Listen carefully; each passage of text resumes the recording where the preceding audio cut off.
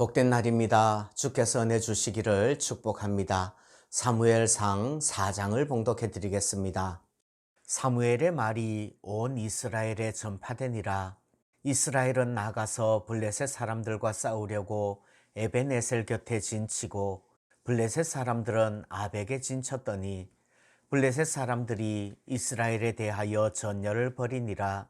그 둘이 싸우다가 이스라엘이 블레셋 사람들 앞에서 패하여 그들에게 전쟁에서 죽임을 당한 군사가 4,000명 가량이라.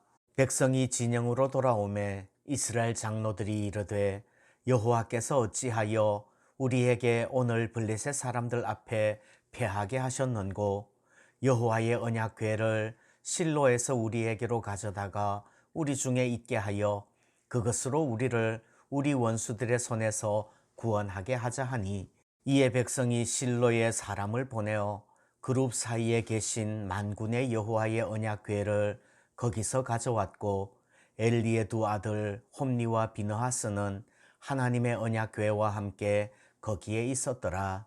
여호와의 언약궤가 진영에 들어올 때에 온 이스라엘이 큰 소리로 외치매 땅이 울린지라. 블레셋 사람이 그 외치는 소리를 듣고 이르되 히브리 진영에서 큰 소리로 외치면 어찌 됨이냐 하다가 여호와의 궤가 진영에 들어온 줄을 깨달은지라. 블레셋 사람이 두려워하여 이르되 신이 진영에 이르렀도다 하고, 또 이르되 우리에게 화로다. 전날에는 이런 일이 없었도다. 우리에게 화로다. 누가 우리를 이 능한 신들의 손에서 건지리요. 그들은 광야에서 여러 가지 재앙으로 애굽인을 친 신들이니라. 너희 블레셋 사람들아, 강하게 되며 대장부가 되라. 너희가 히브리 사람의 종이 되기를 그들이 너희의 종이 되었던 것 같이 되지 말고 대장부같이 되어 싸우라 하고, 블레셋 사람들이 쳤더니 이스라엘이 패하여 각기 장막으로 도망하였고, 사륙이 심히 커서 이스라엘 보병에 엎드러진 자가 3만 명이었으며 하나님의 궤는 빼앗겼고 엘리의 두 아들 홈니와 비느하스는 죽임을 당하였더라. 당일에 어떤 베냐민 사람이 진영에서 달려나와 자기의 옷을 찢고 자기의 머리에 티끌을 덮어쓰고 실로에 이르니라. 그가 이럴 때는 엘리가 길 옆 자기의 의자에 앉아 기다리며 그의 마음이 하나님의 궤로 말미암아 떨릴 즈음이라. 그 사람이 성읍에 들어오며 알림에 온 성읍이 부르짖는지라. 엘리가 그 부르짖는 소리를 듣고 이르되 이 떠드는 소리는 어찌 됨이냐. 그 사람이 빨리 가서 엘리에게 말하니, 그때에 엘리의 나이가 98세라. 그의 눈이 어두워서 보지 못하더라. 그 사람이 엘리에게 말하되 나는 진중에서 나온 자라. 내가 오늘 진중에서 도망하여 왔나이다.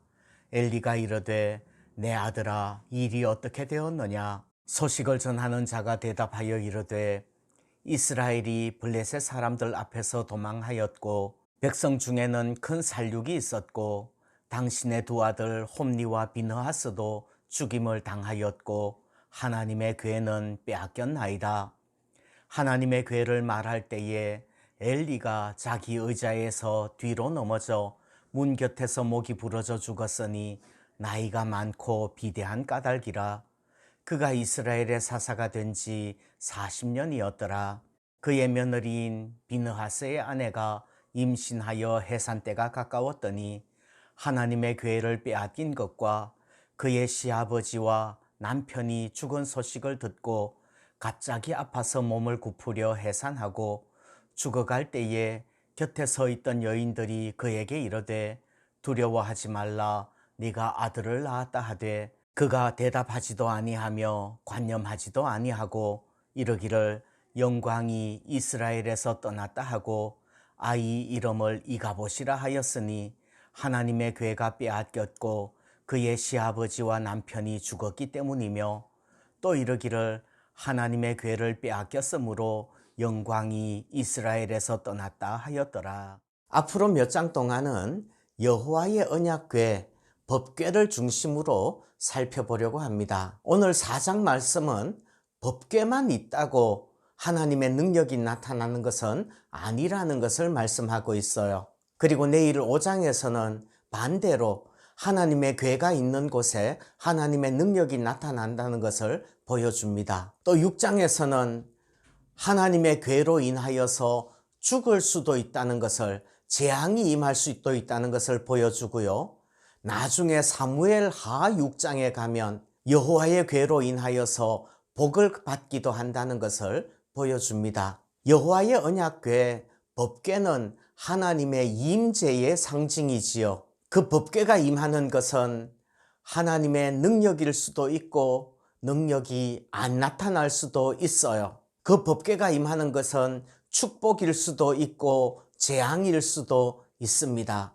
우리는 하나님의 임재를, 그 하나님을 기뻐하면서도 두려워해야 될 줄 압니다. 자, 오늘 말씀 봅니다.